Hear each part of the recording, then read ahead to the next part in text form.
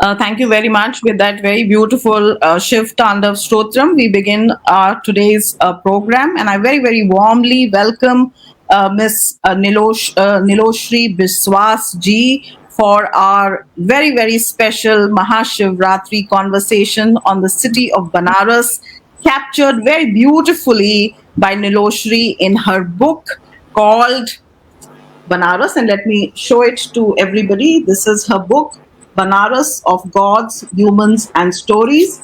A very, very finely narrated book capturing everything that one can capture about Banaras from the ancient to the contemporary.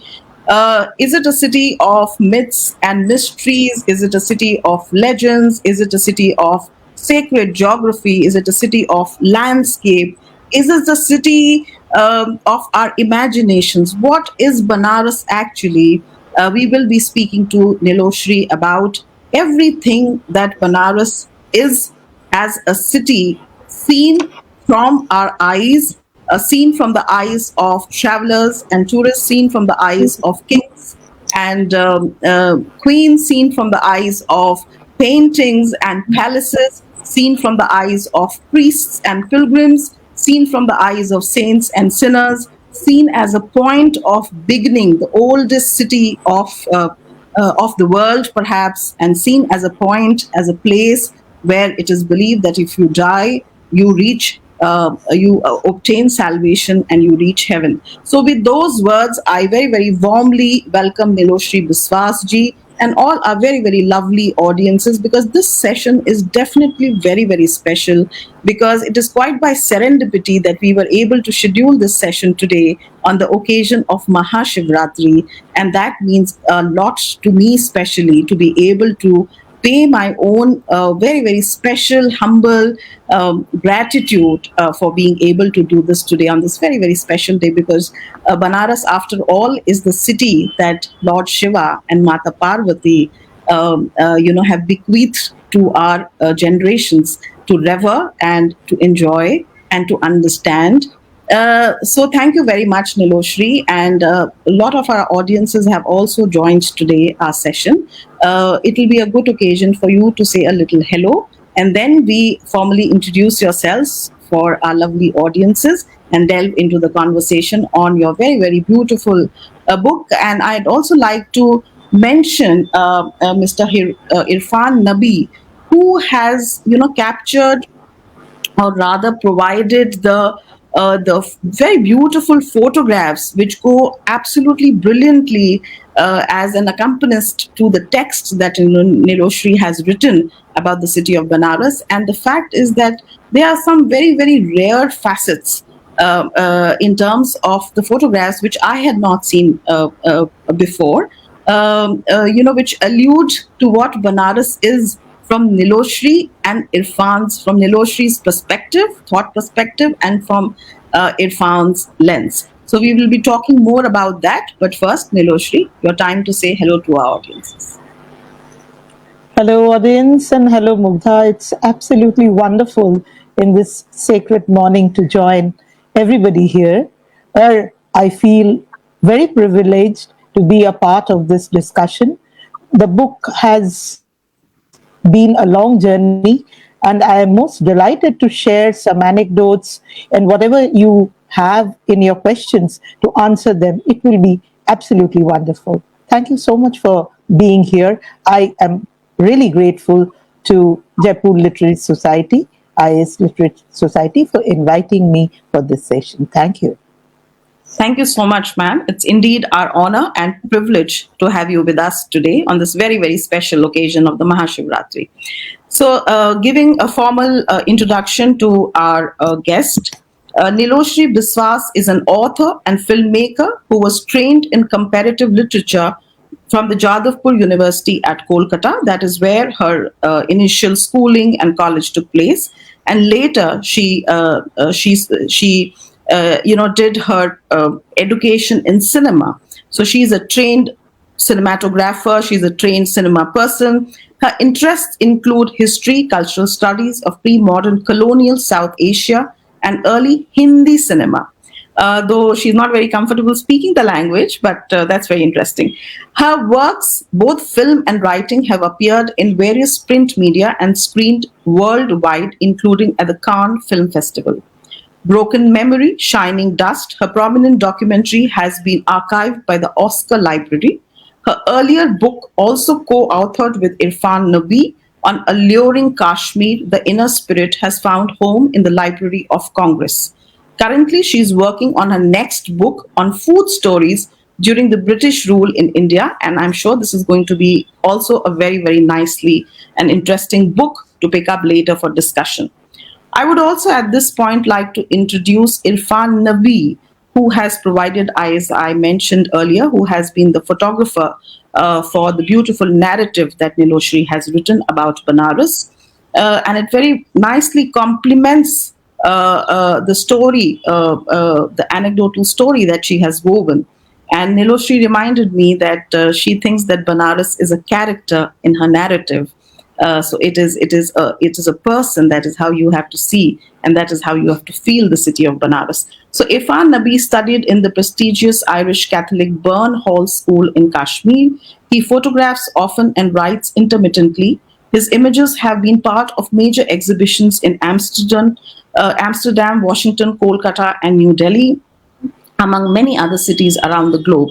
He has shot and traveled solo across various terrains. Indulgence in food and music is what keeps him going in his spare time. A book on Ladakh is in progress.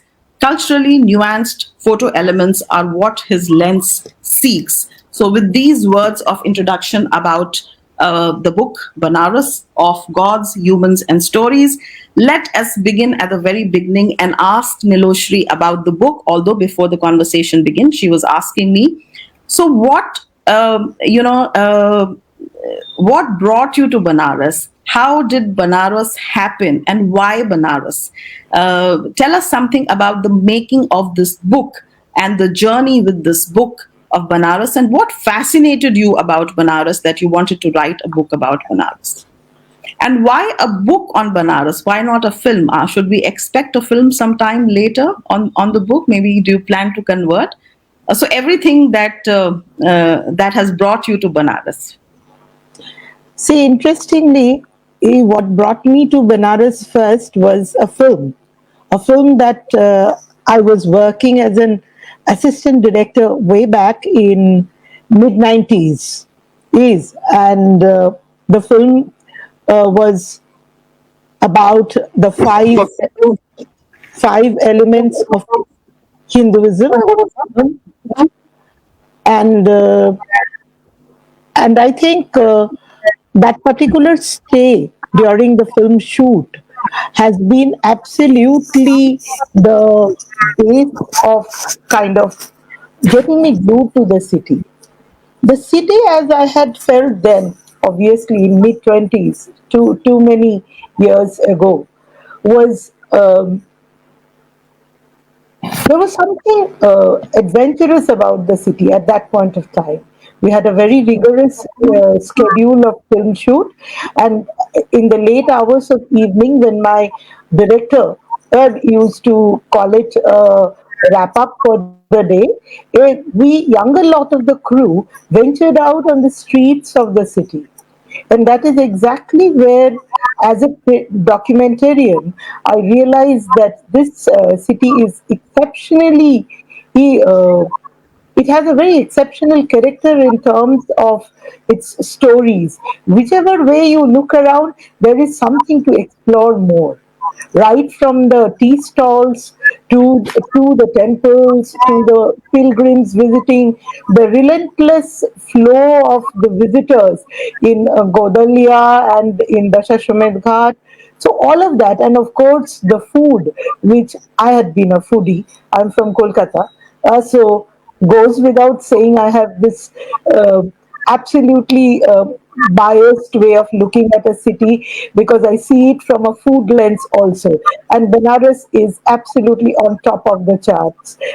Though I come from Kolkata and Kolkata is so famous for sweets, I don't think anywhere else in India you get such absolutely out of the world dairy products and sweets other than Benares. Absolutely mind blowing food and all this put together. I came back from the shoot, but as I have written in the book, the city didn't leave me. I kept going back, and every time I went back, I realized that I've not known it at all. I need to come back again. And that's how our last couple of years ago, after Alluring Kashmir was done, and we were thinking of other city history kind of a proposal in the series, is we had 3 4 other cities in mind, and which are equally which have equally historical background, or they have the heritage aspect, high heritage aspect. But we thought that it would be absolutely wonderful to start working on Banaras, because Banaras is something which is like the microcosm of India. So it is something which we really wanted to do, and I initiated the project. I started my research, and the more I researched on the city, the more I went back to the city, I almost felt, which I have written in the conclusion, that it's almost like a puzzle. And I'm not sure whether I could really decode the puzzle, but I have taken a huge dive, and I have done it the way I interpret it. No, I must say, Niloshi, it has been done very nicely, and you're absolutely right. Though it may be a puzzle, we'll try and unravel the puzzle today as much as we can, moving from one section to the other, because I think the book Banaras is difficult because it has this beauty. You've mentioned so many things. You say it's sacred geography. You say it's Ganga. It says Ghat. It's almost like the elephant with the 7 blind men. Everybody who touches any part of it thinks that that is Banaras for them.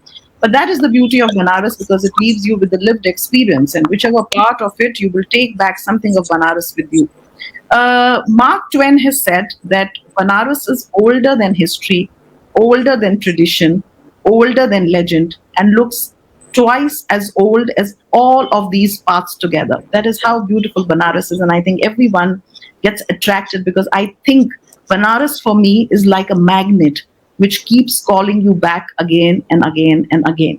तो शुरू करते हैं. A little bit of it will also be in Hindi for the benefit of all those audiences, but Nilosree is comfortable answering questions in English. So tell me, you have mentioned about Banaras, how you got engaged with Banaras since the very first time in 1979, and it took you about 3.5, 4 years maybe to do your research, to write the book, to get it published. Having written the book today, and you say it is like Banaras is like a puzzle, what is that aspect of Banaras personally for you, which holds some importance and which makes you go back to Banaras again and again? What is your understanding of Banaras? Everybody will have a different understanding of Banaras, and you've tried to capture different parts of Banaras. So, what in your understanding is when you say Banaras? What do you understand by Banaras? What do you understand by Banarasi? What do you understand by Banarasi Pana, which you have mentioned? And you also say somewhere very nicely that, and that is a question that I'll also like to ask, which also you have asked in the book, that has Banaras always been the city the way that we look at it today? Uh, so tell us your understanding of Banaras, and tell us how the city of Banaras has evolved in the understanding of everybody who seems to know Banaras. For me, I think I will continue to go back to Benares forever because of its people. And by people, I don't mean literally people, I mean the Banarasi pun, the unique behavioral pattern that a resident of Banaras, and I have mentioned in the book that this behavioral pattern gets transmitted to people, or it gets slowly, it seeps to people who visit Banaras frequently. Like for in the many visits when I was working in Banaras, I started getting drawn to the small outings that Banaras do. They will suddenly step out of their house and they will go to the local tea stall and have a chit chat and a conversation. Although it's a very male space, but I had my friends there over months, over years. My friend circles became very strong, and I used to go and sit down and hear people talk. I mean, most mundane stuff. Somebody's talking about their land, somebody's talking about what kind of yield they will grow. Oh, somebody's talking about the music school with which they are affiliated. So all kind of discussions is happening, and by the time you return home, you have no clue of time. Then all those evening outings where you would go to the ghats and you would just sit down, and maybe far away there is a temple aarti going on, or maybe people are chit chatting. There is a sudden call of a nimbu chai wala. There's something very amazing and striking about the atmosphere, and you can really sense the sight and sound in a way that you don't perceive in anywhere else in the subcontinent or even in Asia. I would say it's very distinct. It makes you kind of look, hey, what's going on. So for others, it is what's going on because they may not be used to the local culture. For us who live in this country, Banaras has been a part of our collective memory. As for Kolkata is concerned, where I'm born and raised, not a single Bengali family he has ever not been in Banaras. Banaras is actually, Kashi is the second home of the Bengalis. And that is a dialogue which even in the master filmmaker Satyajit Ray uses in his Elephant God in the film that I mentioned, which as a child I had watched, and it's somewhere in a child's mind it had left a mark. And even from 79 to 90s, when I first went there as an adult, it was a whole lifetime of a gap. But that whole idea of Jai Baba Felunath, as we see the film black and white thriller which he makes, and he explores through the city. And that whole notion was in my head when I first reached there. Of course, it got kind of some of it got replaced by my own understanding. But definitely it was a starting point at somewhere. Coming back, that even in the film and even in my later visits, my engagement point always started with the people. A master karigar, or a master artisan, a weaver, a musician, and a tabla artist, a percussionist, Ustadji's house, his family, like Bismillah Khan's house, his family, his sons, nephews, who are in music, who are not in music, innumerable people who I have met who possibly own a small shop, a grocery, somebody who supplies snacks for son, all sorts of people from all stratas of life. They have bound and they have uh, dotted my journey and my engagement with Benares. I go back to Benares for them. Yeah. So actually, it's people who make the city. Very rightly mentioned that, and you've also done a comparison with how Kolkata is different from Banaras.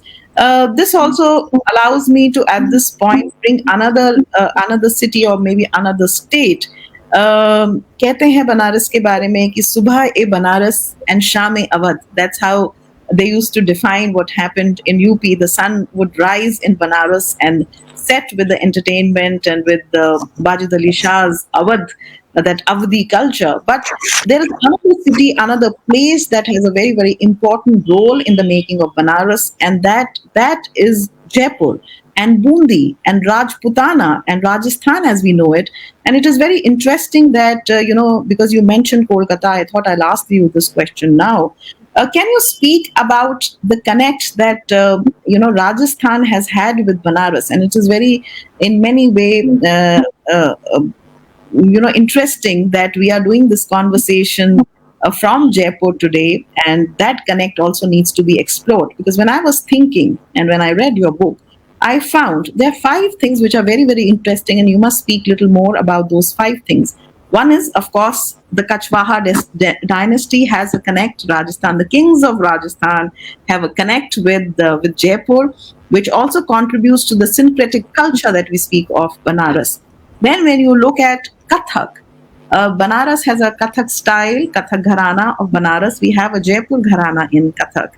Then, very interestingly, the Jantar Mantar, the five Jantar Mantars, one Jantar Mantar in Jaipur, which has survived, and one Jantar Mantar, of course, in the Mahal, that the observatory that the king of those times in 20, Raja Savai Jai Singh II, made. So that is another connect. And the third important connect, which I'm so grateful to you for bringing out that fourth connect that the Gulabi Meenakari, which is very, very special to Banaras. Please talk about all these things which connect the city of Banaras so beautifully with the city of Jaipur and with the feudal times of the olden times of Jaipur and underline this conversation that we are doing today. Rajasthan and particularly Jaipur and Jodhpur, these two regions, these two territory of Rajasthan had been deeply interlinked with Banaras. Whereas Banaras, the other identity which is very important for me is a craftsman's city. It's a city full of kadigars.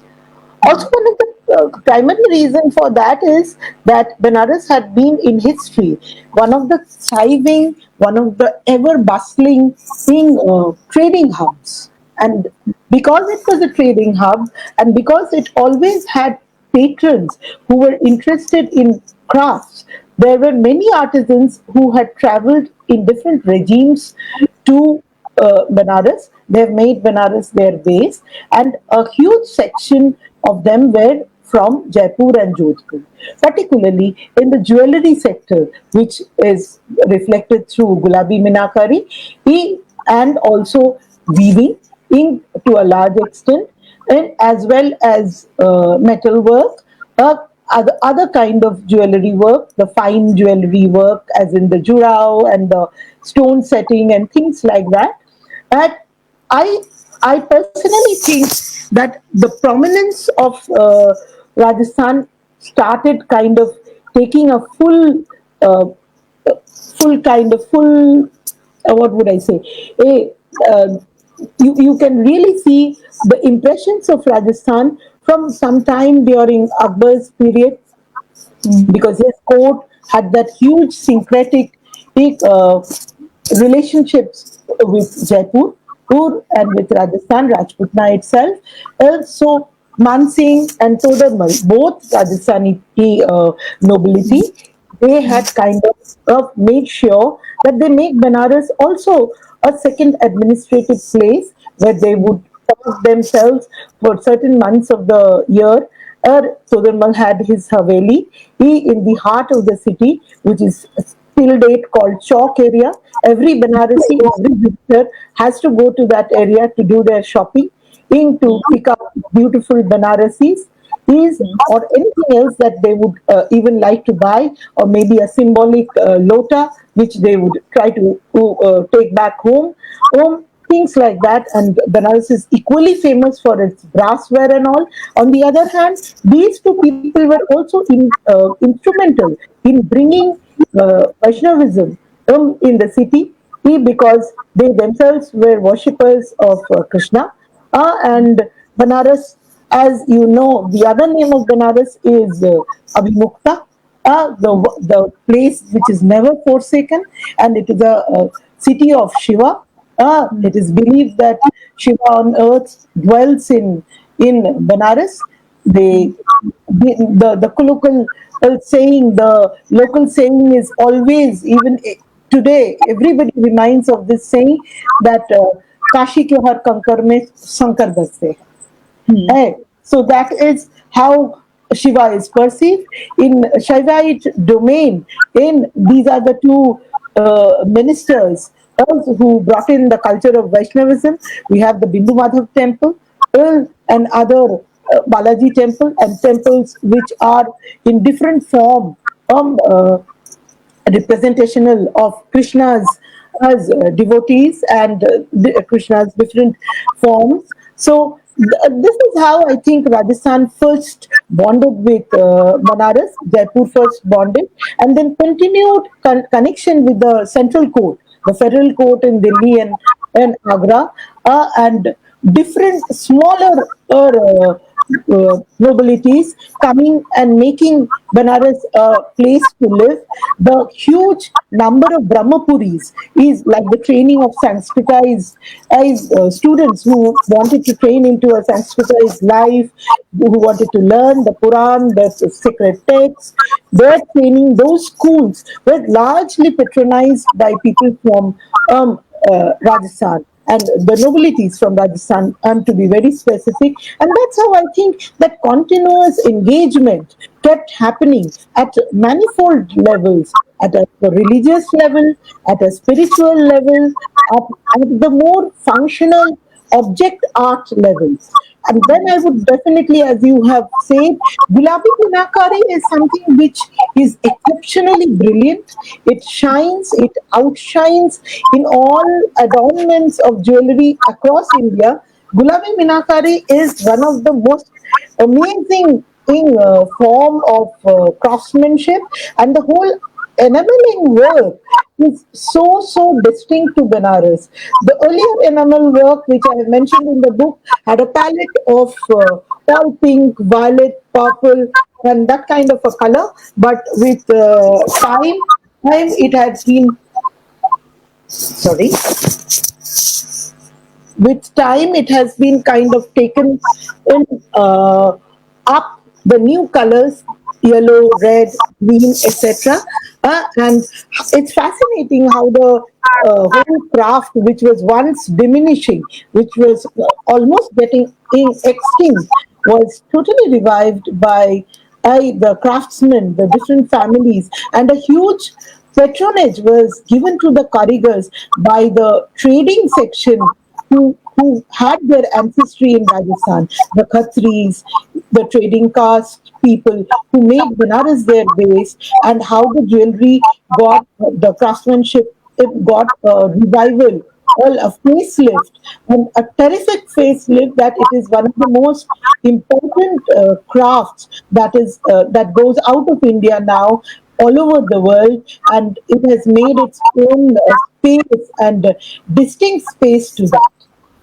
So Yeah. Rajasthan is everywhere. Rajasthan is almost everywhere. Wherever you look around, you find fine layers of Jaipur and Rajasthani imprints totally there, totally rooted in Banaras.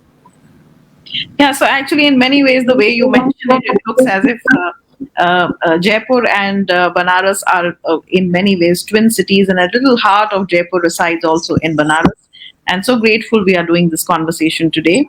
Somebody has written कि गंगा के धारों की रौनक जैसे एक सपना सा लगता है अनजान कोई भी हो बनारस सबको अपना सा लगता है. So it looks like a city which belongs to everybody, a city with a lot of apnapan, as you've said, a city which replicates and reflects the qualities and characters of Shiva Mahadev himself. But we will talk more about that since we are in the conversation talking about cities. Nilosree mentioned the connection between Kolkata, Banaras, and Jaipur, Rajasthan, and Banaras. There is another city, and we will also touch a little bit on the contributions made by the women in the making of the city. And I think that is also something very beautiful I had no idea about, and I would like you to talk a little bit about that. But before that, a little comparison. When I went to Seattle, which is city up in the north, and they have preserved the underground city of Seattle, there is a story that the seamstresses, the people who used to stitch dresses, the tailors, basically, the lady tailors, of Seattle saved the city because they had huge amount of money which they had made stitching garments for the rich. And every time Seattle either faced floods or fire, these ladies actually contributed the money towards the rebuilding of the city of Seattle. And that is how Seattle has survived till today, facing ravages from the water, facing ravages of fire, various earth elements, elements of nature. And when I was reading the contribution that the three queens that you mentioned, and like you to speak about that, because they should also be the subaltern history of the making of Banaras through the contribution of women. I'm really interested in that part, and that was very beautifully done. And interesting thing is that all the three ladies that you've mentioned were widows. सो वो भी एक बहुत खूबसूरत आपका मुझे लगा कि एक वो है. And I would like the audience to know a little bit about the three stories, the three women that you have captured in your narrative. I think of the three ladies, Queen Aholabai Holkar, her is most prominent, of course, because she is the one who kind of rebuilds the Kashi Vishwanath, which is Visheshwar temple. Well, and by all means, that's the most important site in the city. And her contribution comes from the fact that she was a very astute Hindu widow, and she wanted to kind of make her presence felt in the contemporary political backdrop. So, one of the important things which these women, powerful women, understood that if they had to make a presence in the statesmanship, they would like to do something which draws attention at the heart of India. By that I mean that everybody, all three of them, had decided to contribute something in Banaras which will make them a part of the memory forever. So, having said that, Vallabhai actually was the first one to initiate the making of the temple, and she did that. She also, to do that, she also had made a palace where she stayed, which is now very. It's not distinct for the fact that Dochachumad Ghat takes the entire area, but there's a slice of the Ghat which is also Ahalla Ghat, which is named after the queen, and she used to be based there. She was one of the prominent patrons for not only Vishesha temple but a lot of other temples like Tarokeshwar temple in Manikarnika Ghat, or lots of Brahmapuris, as I said, which students were learning, Brahmin students were learning in the scholarship, the Sanskrit scholarship were being taught, they were getting trained in reading and understanding the entire world of sacred literature. So she had in fact, her connect with Banaras is very deep. He, along with her, you have Baijabai, the queen of Gwalior, who also had contributed to the Ganbapi praying, making the Ganbapi reconstructing the Ganbapi well, and the most fascinating mythological anecdote associated to the well, and although Baijal's contribution is not, I don't think it's remembered that much, but her contribution is also equally important. I think Pahlabai's contribution is more remembered till date because of the temple association, the prime temple association, also because everybody contributed to her initiative, like Ranjit Singh in Raja, the Sikh king, Ranjit Singh donating her the dome, the golden dome. One of the key reasons why she would make the architecture so distinct is that she wanted to, which I mentioned in the book, that she wanted to make it look very simple and yet very distinct. So Kashi Vishwanath temple's architecture is very different than rest of the other many other temples. And then the lady who surprised me was the Queen of Natur, which is in Bangladesh now, Rani Bhavani, who the poet and author and nationalist Bankim Chandra had mentioned in a fictionalized way in Anandamath, his novel. Well, and she had come to Kashi, because you may be knowing that Bengali widows, and more so from the noble section, from the upper section of the society, once they were widowed, they of course were sent to Kashi, and many of them came to Kashi also. Oh, the queens and the women zamindars, because many of them had huge land holdings back in Bengal. So they came there, and they decided, unlike Bhavani, there were smaller Jamindar women also who had decided that they would build temples. Bhavani's contribution is so important because she made the Durga temple, and also the Chandi temple in Bangali Tola, which is so distinct in its architecture.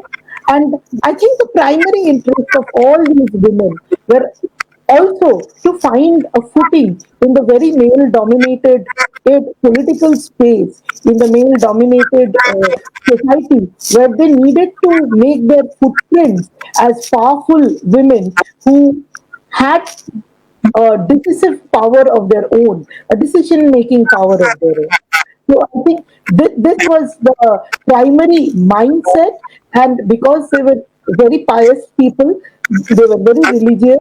So their way of engaging with the politics had a part of them in contributing and making to the temples, and going all out to make their presence felt.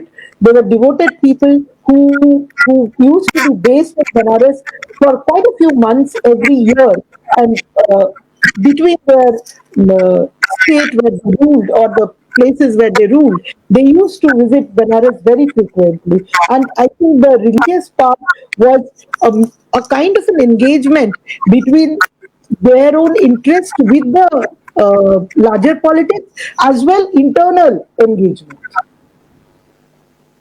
Yeah, in fact, that is what makes Banaras very, very interesting, because everybody finds something of interest for them in Banaras, be it political interest, be it self preservation through Banaras. So, Banaras has been, while people have made contributions, they've also used the metaphor of Banaras for. Self-aggrandizement in many, many ways, if we can see that. But coming back to the paradox that exists in terms of the sacred and the profane that coexist in Banaras, I think this is the metaphor that you must talk about: the syncretic culture, the coexistence. At one, hand, you have the Dashavatar Ghat. The other place you have the Manikarnika Ghat. One where Brahmaji did the sacrifice of the 10 horses, which is represents political conquest. And then you have Manikarnika, which is believed to be a place, if you die at the Manikarnika Ghat, if you are burned there, it is supposed to allow you to obtain nirvana. So it's, the material and the spiritual coexist in Banaras. Then when you talk of the Kashi Vishwanath temple, you are talking of sacred geography, you are talking of religion, you are talking of Kashi Kshetra and Siddha Kshetra that coexist. Then you come to the casualness of the city that wanders, that wakes up languidly, and the city which has the Asi Mohalla in it. So you have Kabir at one point represents Sufism. Then you have Sarnath in the background. Then you have a ghat which is made by the Jains. How is this coexistence made possible in Banaras? How does Banaras, what is it in Banaras? What is the DNA, what is the chromosome, as you say, in Banaras that allows this coexistence to take place, to coexist the way it has, despite time and space? How has it been made possible? Since you have a very, very close association with Banaras, how do you view this? And what do you think is the DNA? Where does this come from? And how do you think it's changing now? Is it changing now, or does Banaras have that kind of a magnet to hold it all together? Your views on that? I won't be able to say whether it is changing or not, because for me it is always going to be syncretic, Hmm. because that's how I see it, and that's how I kind of have sensed it always. The whole idea that Benares is a melting pot is very important for me. I mean, it's in no other city that you have the Ganga Jamuna Tehzeeb being exhibited in this way. Everybody seems to be finding their own alignment with the city. If there is a Kabir, there is a Tulsidas. If there is a Pandit Jagannatha Raja, there is Bharata Harishchandra. So there are all sorts of literaries, poets, singers, as musicians, all kind of people who are completely drawn to Benares in their own little way. And that I think is the khasiyat, that I think is the uniqueness of Benares. And when you take this individual element, and when you actually kind of expand it to the community. There's not a single community who doesn't find their space in Banaras. The Jains have been a very big part of it. The Buddhists have been a very big part of it. The Muslims have been also a part of it in one way or the other. And then of course it's a Hindu city. So everyone is there in their own way. One of the key reasons why this coexistence could happen, in my own understanding, is that every regime in Benares had some openness or the other, which included people like the Kashi Naresh, the royal family of Benares. They at one point their divans were Muslims, hymns, and even before that, because you have mentioned Awadh, in Mir Rustam Ali, who was the governor of Banaras before the royal family of Banaras took over, or before Balwant Singh's family took over. So even in his regime, people from different communities were allowed for a free mixing, for a free engagement, free flowing interaction. A lot of this goes to the artistic community, to the musician, to the dancers, to the poets, who had been the catalytic element to tie up everybody together. You will never come across a Banarasi of whatever faith or whatever background who is not bound to the city by this thread of culture. That is very important, and that is Banarasipan. That's so unique, extraordinary, and brilliant. And you will never be able to find something like that in any other city in our country. That's really Banaras for me. Yeah. So Banaras moves more people travel outside of people who wander about, people who loiter about, of the wandering minstrels. I'd like to read a little paragraph from, Kashi Nath Singh's Kashi Ka Asi, because that's the other side of Banaras, which also talks about how beautiful the city has come together. It says, जो मजा बनारस में है न Paris में है न फारस में है इश्तिहार है इसका ये इश्तिहार दीवारों पर नहीं लोगों की आंखों में और ललाटों पर लिखा रहता है गुरु यहाँ की नागरिकता का सरनेम है ना कोई सिंह ना पांडे ना जादो ना राम सब गुरु जो पैदा भया वह भी गुरु जो मरा वह भी guru. So this is basically what Nilosree has been talking about. Also finds resonance in what other people like Kashinath Singh ji have written about Banaras, not in a very sacred manner, but in of the profane that exists in the sacred. Let us also talk about the sacred geography that you've mentioned, and any talk about Banaras as a temple city is also incomplete if you don't talk about the Ganga and the Ghats. And you very rightly and very beautifully mentioned that Ganga is the Pran Dayani of Banaras, and it is also the purifier. So it is a city which welcomes saints and sinners alike. Talk a little bit about the ghats and Gangas and how it gives a distinct flavor to the city of Banaras, and how Ganga allows it to be viewed differently by painters and poets and photographers. Uh, and tell us also about some anecdotes that you might have come across regarding the coexistence of Ganga and Banaras. Ganga is integral to Banaras. Sometimes you may question which is more important, and then you will, the answer lies as is that there is there is hardly any way to kind of segregate uh, Ganga from the city. So they both are equally important. I mean, other than Shiva, these are the city itself, which is known as City of Light, and the terrific water flow. Oh, the absolutely relentless power of that water is integral to the city.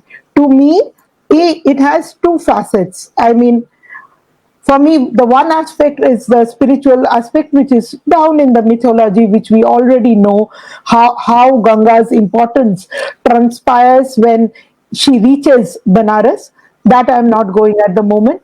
The other identity is that if the city, if you close your eyes and imagine Banaras, will you ever be able to think of the city's visual representation minus the flowing river or those staircases is or those stone steps, and that representation is embedded in our head and mind, and this representation, this artistic representation, which was very much there in its literal form, took shape in artists' canvas towards the colonial period. It slowly it was kind of uh, depicted in various painters' drawing. I have mentioned few of them, including the Daniels, the E.B. Havel, the British and the European watercolor painters, as James Prinsep, who was posted it in Banaras Mint, who has huge contribution in creating the artistic shape, artistic visual representation in our current eyes. I have not seen a single popular public material, a calendar, a postcard, a book cover, which doesn't include a row of temple spires it leading to the ghats and the river and people sitting as a part of any illustration which wants to depict or illumination which wants to depict Banaras.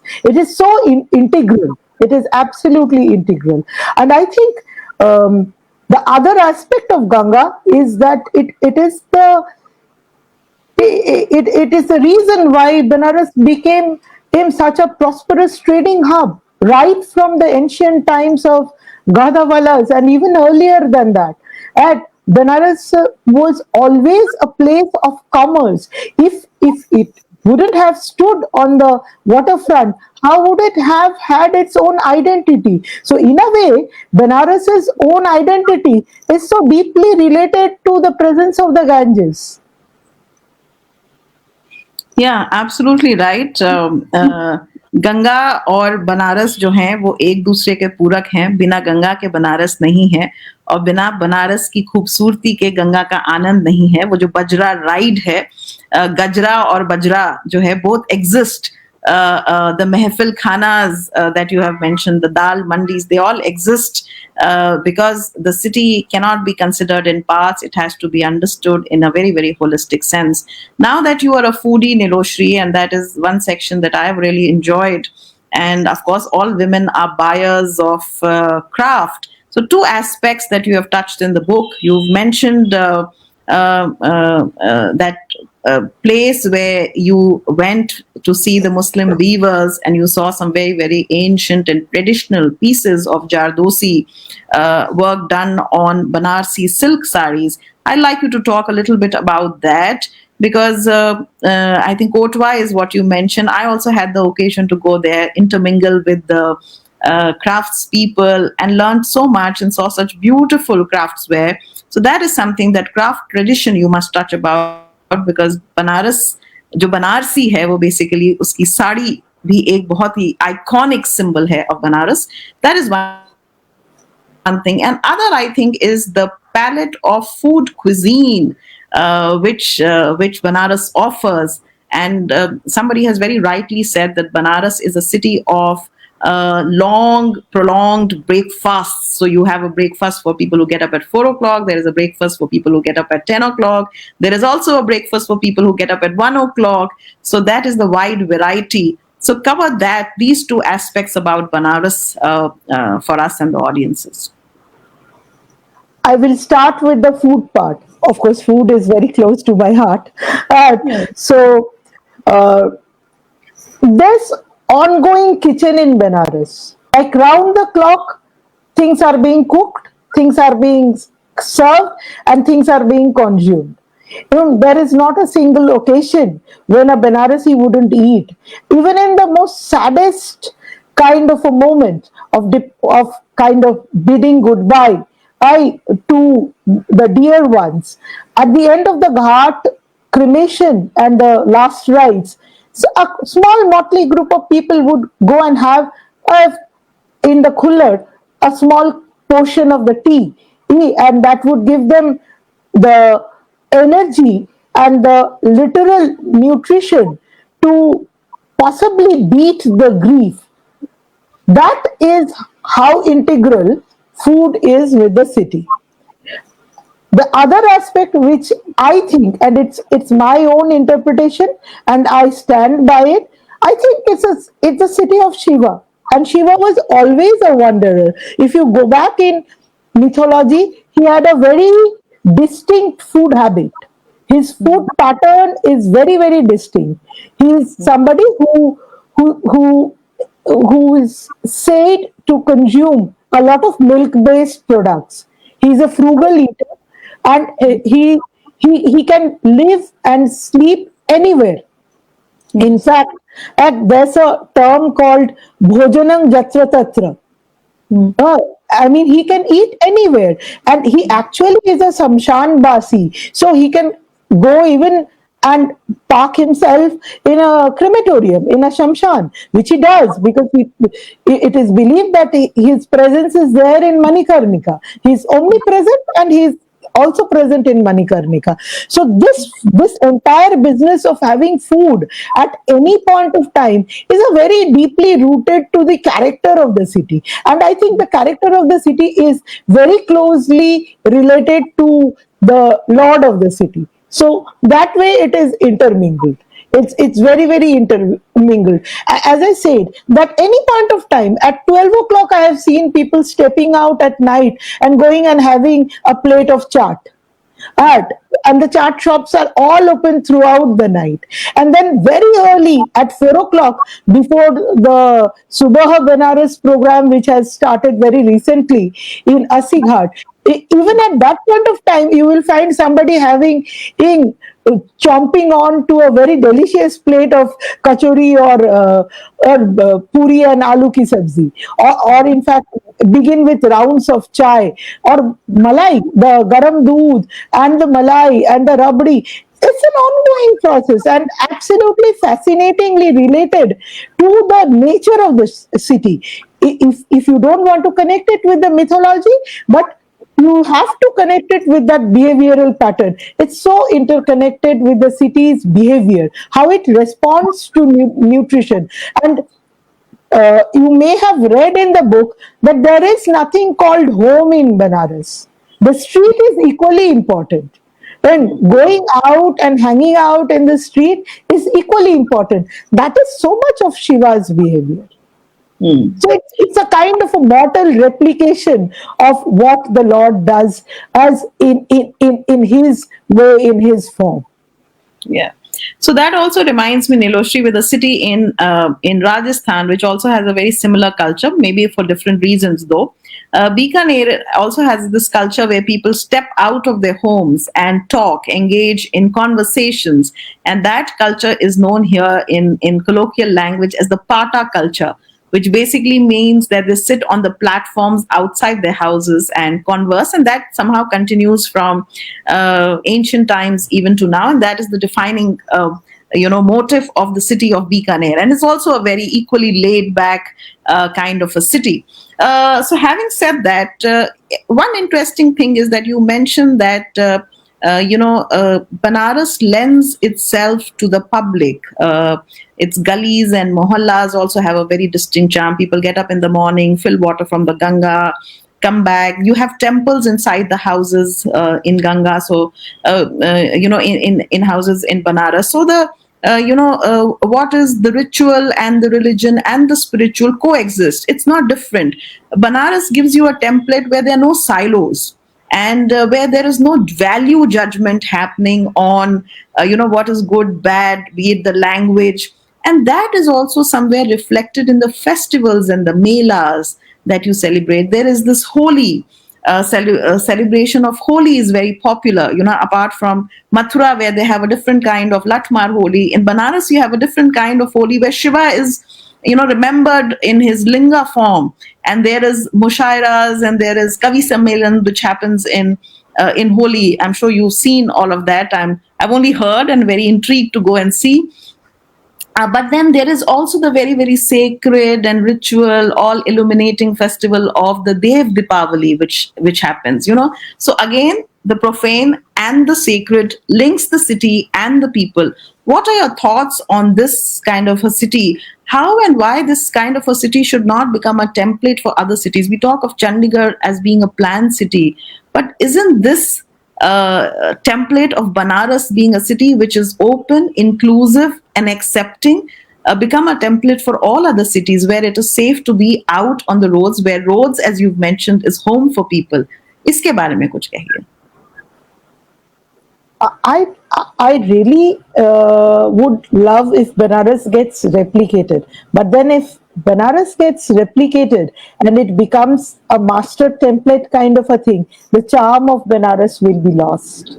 Banaras is unique and Banaras is extraordinary, and that it is a DNA which has an extraordinary chromosome. Oh, is so important for Banaras to hold its identity. It's we would rather not replicate Banaras. मतलब उसको हम अकेला ही we should let it be because it's so unique. It's like a cherry on the cake. अगर हम हर cake के ऊपर cherry डालेंगे तो केक का मजा चला जाएगा. So having said that, I think we will let Banaras be unique. About Holi, which is upcoming, like in couple of days, Holi will be there. And Banaras actually records a lot of festivity. Some of them culturally important, some of them religiously important, and one of them is it has its culture is also deeply rooted it from the soil where it stands. It's in eastern UP.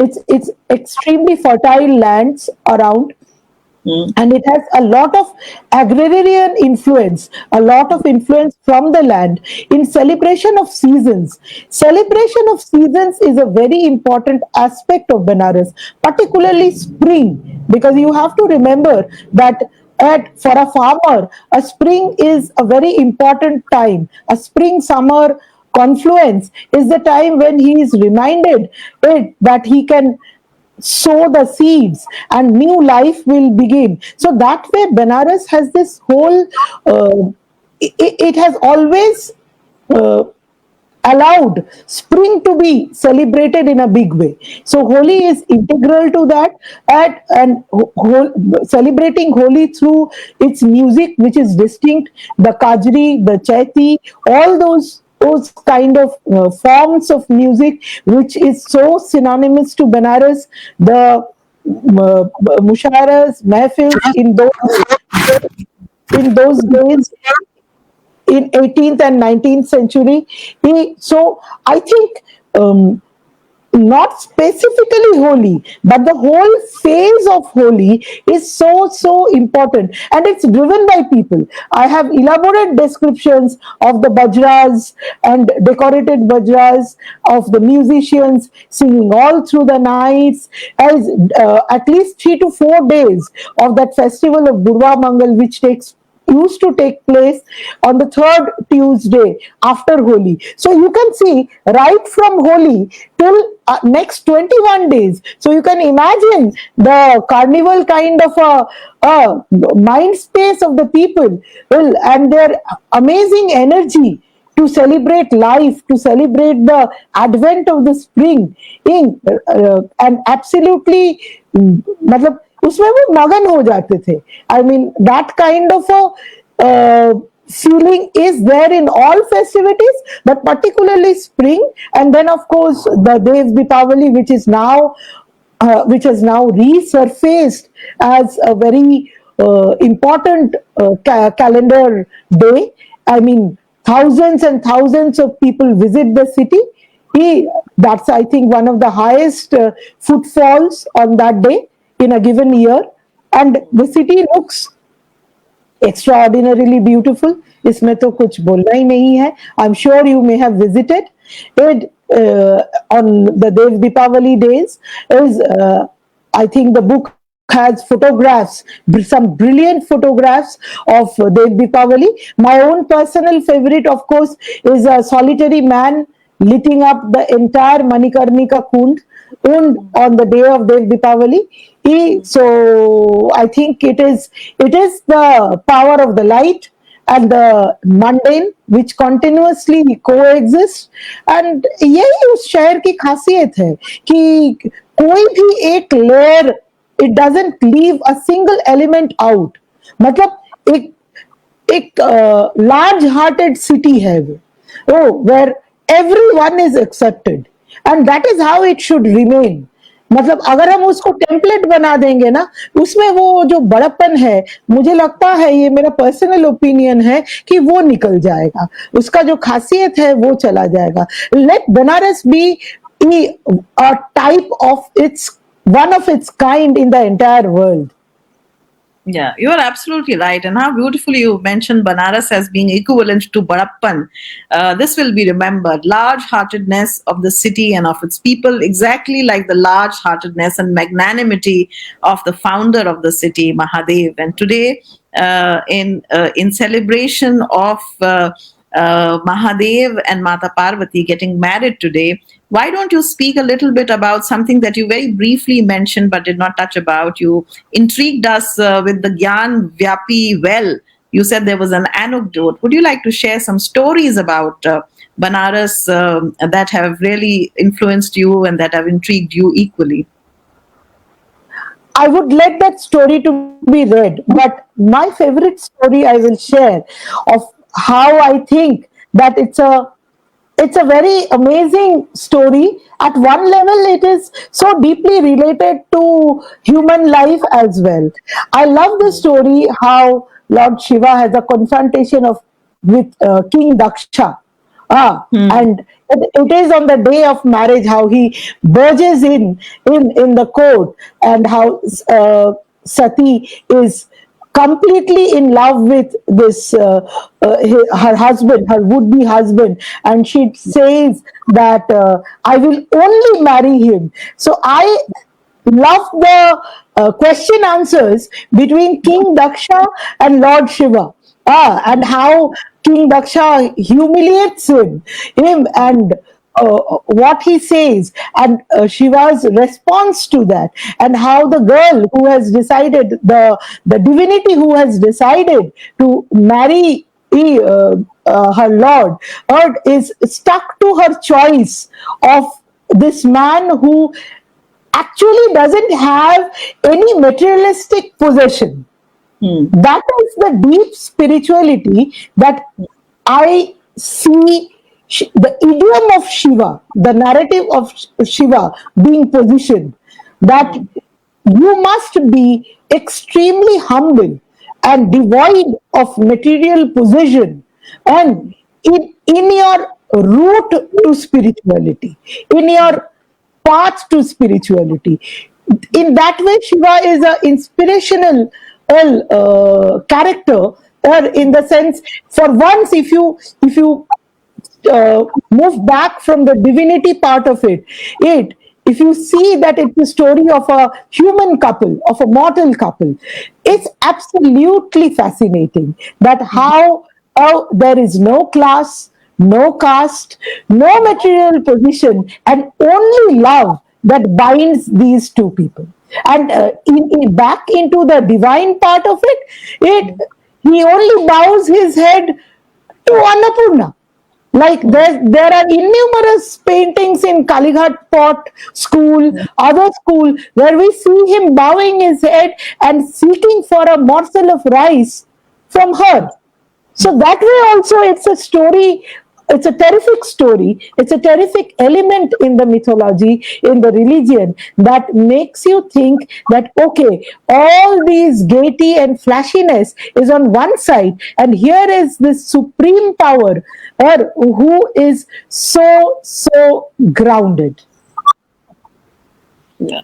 So I think you are absolutely right, and that's where also the city attracts you like a magnet, wants you to get immersed in it, in the Ganga probably of all experiences, and then also asks you to remain detached and untouched, because then there is the Manikarnika of detachment. So all of these three elements coexist, and have been captured very, very beautifully through pictures by Irfan Nabi and through the textual narrative and storytelling craft that Nilosree Biswas has done in her book. I have also a very favorite story, which is a very popular story, and I think I'd like to dedicate that story. I'm sure all of you know it, but just want to say it from this platform to end this conversation. And that is about Lord Shiva and Lord Parvati. Shiva, as you know, was a very detached person, and Parvati was the more loving one. If I can use Auden's poetry, let me be the more loving one. And she deliberately drops her earring at the Manikarnika Ghat, thinking that probably in wanting Shiva to search for a lost earring, she will get to spend more time with her man. And then there is the serpent that comes, that famous thing. The serpent is always there in the Garden of Eden and also in the Manikarnika Ghat. The serpent comes and takes away the earring, so that earring is always lost, and there is always this search. And I think Banaras represents that search, and it is not just the search of the city, but also the search, our own individual quests in life, in existence. And it is believed that anybody who goes to the Manikarnika Ghat in search of themselves or in search of the earring are bound to be asked by Shiva, have you found the earring? Which basically means it's an existentialist question. So Manikarnika Ghat is as important as the Asi Ghat, where morning begins in Banaras, or the Dashamavtar Ghat, where we spend our evenings in Banaras. So I think that is the beauty of Banaras, which Nilosree has very, very beautifully captured in her book. One great thing about her book is that it looks like a coffee table book, reads like a beautiful story with so much of history, so much of culture, and so much of research that she has done, and also accompanied very nicely without the photographs standing out, the photographs alluding to the beauty of the text. So it is a very, very complete package, a very beautiful book to read, and I'd like to show it for the audience, and I hope we have been able to do justice through our conversation on this book. And I open the floor now with these words of gratitude to Nilosree and Irfan for coming together and doing this book. It also intrigues me and wants me to go back to their other book, Alluring Kashmir, and read that, because again, Kashmir is also a very, very fascinating city. Some observations, ma'am, which have been made. Sarojini Hoon is a very dedicated retired professor from the Rajasthan University, and she also mentions another connect that Jaipur and Banaras have through the people. She says that Rajasthan University's Vice Chancellor, Dr. Iqbal Narayan, became the Vice Chancellor of Banaras University. And of course, we have not spoken about the culture of education through BHU in Banaras, which I'm sure there exists. एक Maggi culture भी है, I am told at night, where the students of BHU go and like roam on the streets. Avinash Tripathi is a filmmaker and he teaches and writes about films, and he's asking a question. What is the one thing which makes Banaras very different from other cities? If you could elaborate, Nilosree ma'am.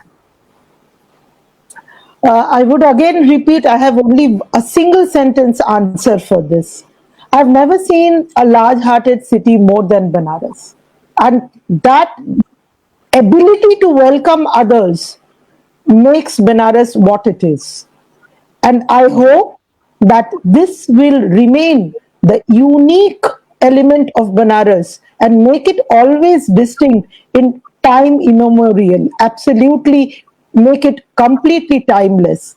Yes, this is the distinct quality for which I will go back, and this is for me the highest quality that Banaras has. Very distinct, extremely brilliant, extremely perceptible for anyone who who would want to fall in love with the city. Surikant Jodha is also, he's an agriculturalist, does organic farming, but is deeply interested in history and art and painting. And he is asking a question. He says, what was the reason behind Shiva choosing Kashi as his abode? Please share the story. It is said in the Puranic text that before Kashi becomes a city, it was Anandavan. It was a place which had the blissful forest full of flowers, a kind of a description that you may have with heaven in a kind of a forest area with birds, with animals, with flowers blooming, beautiful crystal clear streams flowing, and a sense of prosperousness, a natural prosperousness to the place. And that is how it acquires the name Anandavana. When Shiva decides that he would dwell on earth, he really is fancied. He takes fancy to this place, and that's how Banaras becomes his abode on earth.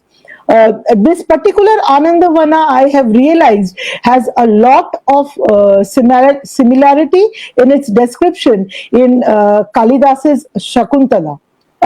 So it's actually that kind of a ambience which Anandavan has, a peaceful, a calming atmosphere which compels Shiva to choose it as his place on earth.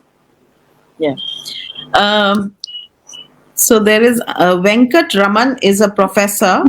He teaches at IIM Indore, and he wants to know, ma'am, which will be the special month in the year to visit Banaras? I would say for me, the best months are between December and till Holi, because technically the weather is beautiful, but and the good part of it is that you are being able to travel and will not feel exhausted in traveling length and breadth of the city.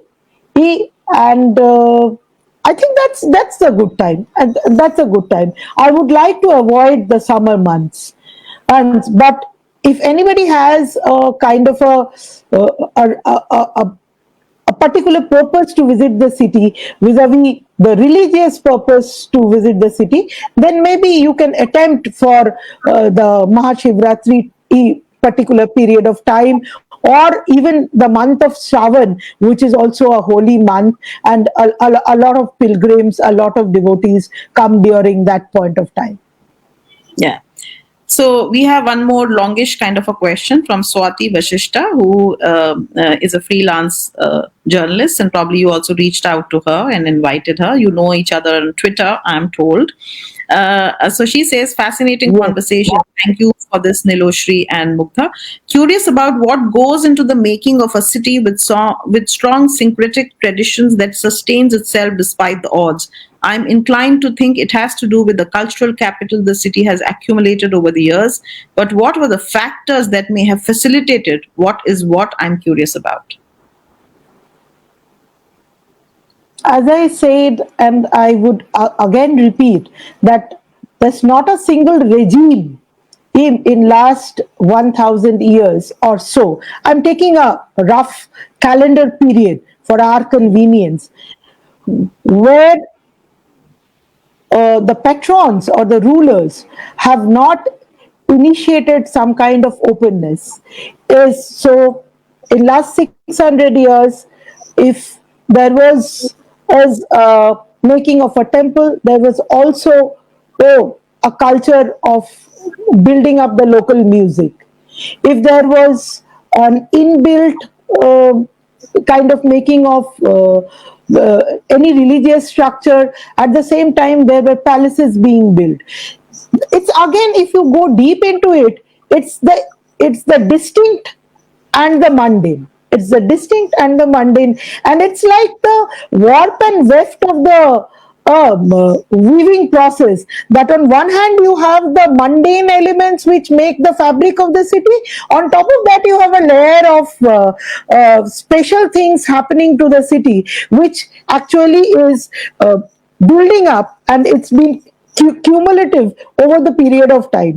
A lot has to go to Mansingh and Todarmal, who had mapped the city at that point of time.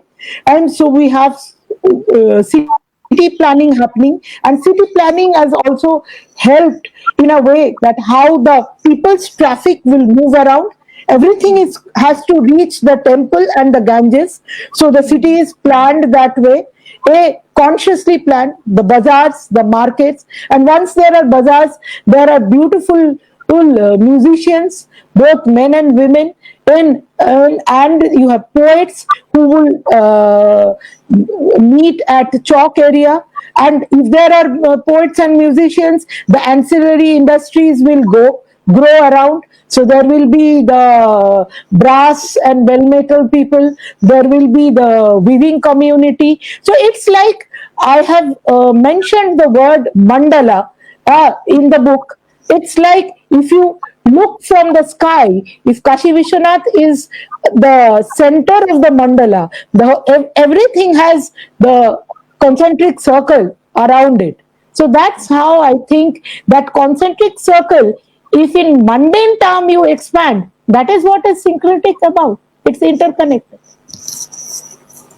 I think it's somewhere the quality of the people that have grown and accumulated and learned and interacted from the city, and also probably the qualities of Shiva that have allowed the city to be what it is today, syncretic in its nature. I All I don't think that Banarasis threw away anything.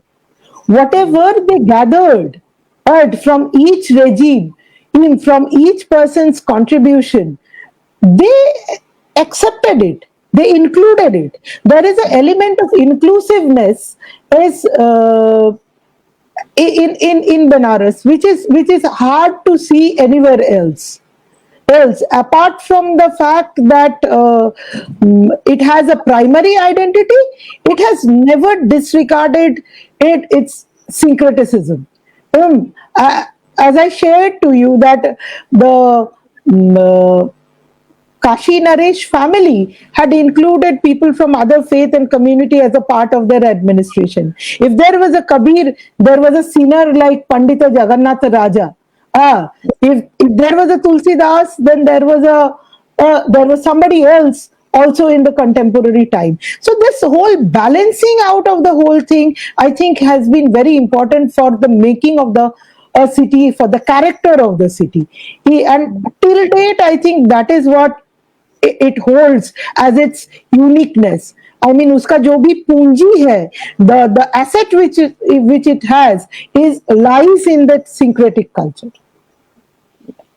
So that is the ethos of Banaras for all of us. And we will end this with a lot of gratitude and a deep sense of gratefulness to Nilosree for doing this book, and to all a lovely audience for asking us such beautiful questions. There's a young poet, I think I'd like to quote her, called Ayushi Singh. I saw her somewhere on the internet, and she says something very beautiful about Banaras, which encapsulates the gist of what it is and what we have done today as part of this conversation. It says, Banaras ki kahani likhun ya khud ki, Banaras की कहानी लिखूं या खुद की, एक मेरा हिस्सा है, दूजा मेरा किस्सा है. So we have spoken about Banaras in terms of what Banaras is through the stories that Nilosree has shared with us and through the photographs that Irfan has captured of Banaras in the book. So thank you very, very much, Nilosree, for doing this lovely, beautiful conversation with us, taking us to Banaras, striking connections of Banaras with Jaipur, Rajputana, and the people of Jaipur and Rajasthan who have joined us on this conversation today. I'm sure most of you will at least try and pick the book and read, or maybe if not read, at least go to Banaras and experience the city of Banaras from their own understanding. Banaras offers so much for all our senses. There's visual delight, there is the jingling of the bells, there's the aarti, early morning aarti, there is something that happens on the cart in the morning and the evenings, and of course there is a whole a la carte for the palate as well. There is touch, there is sound, there is things to see. So enjoy yourselves. And today, being Mahashivratri, I dedicate this conversation at the humble lotus feet of Lord Shiva. Thank you very, very much. Once again, very, very grateful. And also want to announce from this platform that please block your morning on the 5th of March for another conversation, which we'll be doing. We will be talking about China and how China sees the world and how we understand the world from China's point of view. And we will be in conversation with Professor Venkat Raman from IAM Indore, who's also incidentally joined us today as an audience. We will be talking with him on the 5th of March, 11 a.m. on the same platform. So thank you very much, Nilosh. I'm very, very happy to have read your book and to be in conversation with you. Thank you very much once again. And to everyone else who joined today on Thank, this very, very special day. Thank you so much. thank you so much, Mugdha. Thanks so much, the lovely audience. Have a wonderful day ahead. Thank you. Bye. So much. Bye bye.